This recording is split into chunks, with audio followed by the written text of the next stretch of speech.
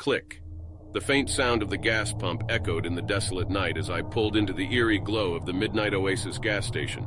The moonless sky cast shadows that seemed to dance in the flickering fluorescent lights. I shivered involuntarily, a chill running down my spine despite the balmy summer air. I had heard rumors about this place, stories of bizarre occurrences that happened to those who stopped by after dark. But the fuel gauge was on empty, and there was no other sign of civilization for miles. Reluctantly, I stepped out of my car, and the automatic chime of the bell above the door echoed like a sinister greeting.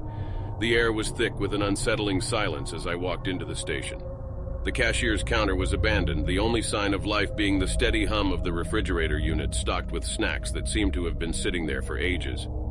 I cleared my throat, calling out hesitantly, "Hello?" No answer. The flickering lights overhead intensified the eerie atmosphere.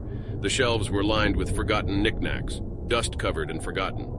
As I made my way towards the counter, I caught a glimpse of an old newspaper. The date, 20 years ago.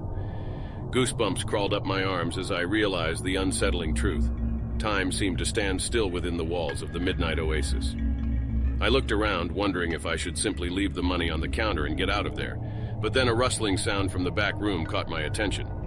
"Is anyone here?" I called out again, my voice betraying a hint of unease. Silence.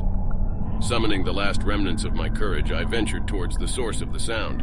The door creaked open slowly, revealing a storage room filled with dusty crates and rows of disheveled shelves.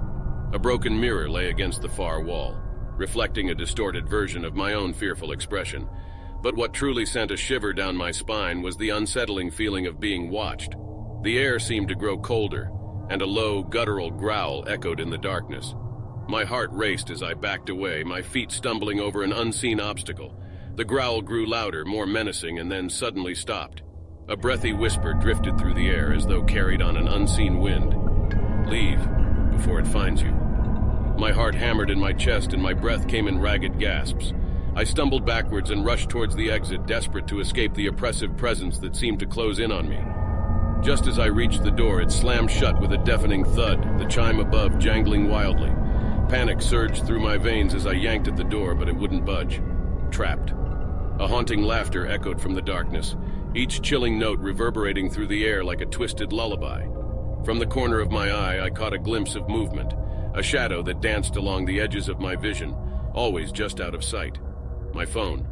I fumbled in my pocket and pulled it out, dialing 911. But the call wouldn't connect, the screen flashing with static and distortion. I glanced around, my heart sinking as I realized that even technology had turned against me. As the laughter grew louder, the walls seemed to close in, the very air suffocating me.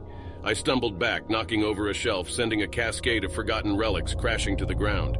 Among the debris, I found a faded photograph, a family frozen in time, their faces etched with an eerie, haunting familiarity.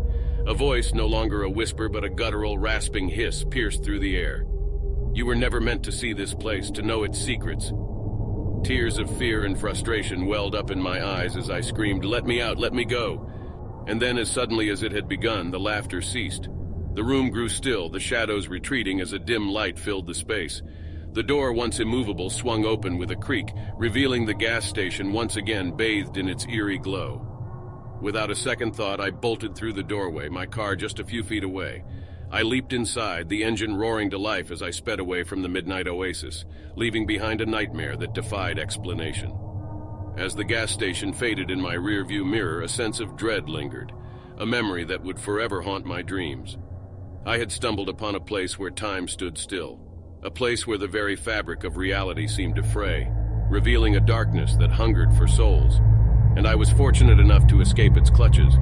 But the whispers, the laughter, the feeling of being watched, those would never truly leave me. The Midnight Oasis had left an indelible mark on my psyche, a reminder that some secrets are best left buried in the shadows of the night. And if you ever find yourself driving alone on a moonless night, and you see the faint glow of a gas station in the distance, heed my warning. Do not stop at the Midnight Oasis, for in its depths a malevolent force waits, ready to ensnare those who dare to enter its haunted realm.